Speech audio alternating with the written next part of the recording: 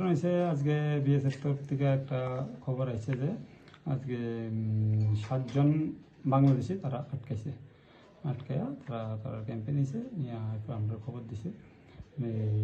এর মধ্যে 4 জন বয়স্ক, 2 জন বাচ্চা আর 1 জন মহিলা ছিল বাংলাদেশি। তারা বাংলাদেশি। যারাদের আটক করা হয়েছে পুরুষরা, তাদের নামগুলো কি আছে?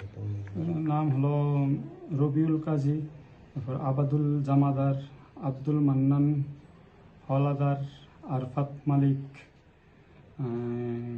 আর 1 জন মহিলা আর বাচ্চা 2 জন। তাদের কখন আটক করা হয়েছিল? আজকে সকালে। কোন জায়গাতে ঘটনাটা? কোয়াডেপা বিওপির আন্ডারে। আমাদের কাছে একটা খবর ছিল যে ওখানে যে মহিলা ছিল, মহিলার সাথে পাশবিকতা চালানো হয়েছে। এখন একটা খবর আছে, কিন্তু এখন আমরা মেডিকেল করে নেক্সট ইনভেস্টিগেশনে যাওয়া হয়েছে এইভাবে। আমরা লোকাল কতজনকে আপনারা আটক করেছেন? লোকাল 2 জন। কি নাম তাদের? একজনের নাম হলো রতন দাস, আরেকজনের রবীন্দ্র দেববর্মা। কি মনে করা হচ্ছে ভারত বাংলাদেশের একটা সম্পর্ক এই মুহূর্তে এতদিন একটা কঠোর সম্পর্ক ছিল, কিন্তু এর মধ্যে অনুপ্রবেশকারী ঢোকাটাকে আপনি কিভাবে দেখছেন? অ্যাকচুয়ালি ওরা যে প্রিলিমিনারি ইনকোয়ারি যা আমরা জানতে পেরেছি, ওরা 5 বছর আগেই চেন্নাই বেঙ্গালোর গিয়েছিল ওরা কাজের সন্ধানে। এখন বাংলাদেশ যাওয়ার সময় ওরা ধরা হয়েছে।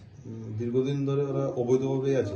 অবৈধভাবে, ওদের কাছ থেকে কোনো আমরা ডকুমেন্ট পাইনি, তো নিশ্চয়ই অবৈধভাবে ছিল। আপনারা কি ব্যবস্থা নিচ্ছেন? ওদের এগেনস্টে কেস নিয়েছি, একটা কেস হচ্ছে, আর কালকে কোর্টে ফরওয়ার্ড করা হবে। মামলার নম্বর? মামলা নম্বর 3/2026।